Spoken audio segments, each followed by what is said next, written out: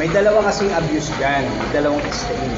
Gusto ko lang balansehin. Yung isang extreme sa kabilang side, minsan masyado namang judgmental. May isa ko narinig, sabi niya, gusto niya ng due process, samantalang nakaraan dami niyang pinatay o hindi pa natuloy. Ngayon, mag-a-ask siya ng due process, di ba?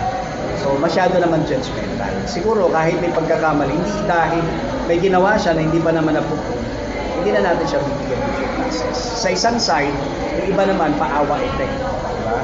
Yung para bang, marami naman nagawa si Duterte.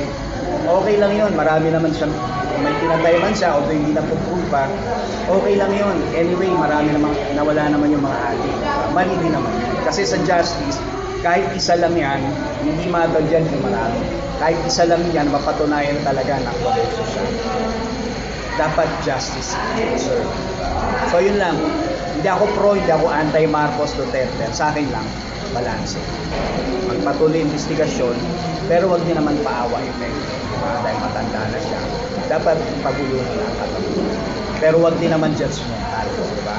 Na dahil ginawa siya, hindi pa naman ako masyadong gusto na natin siya pausahan.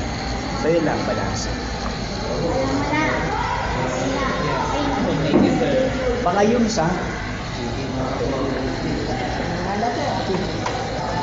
Ano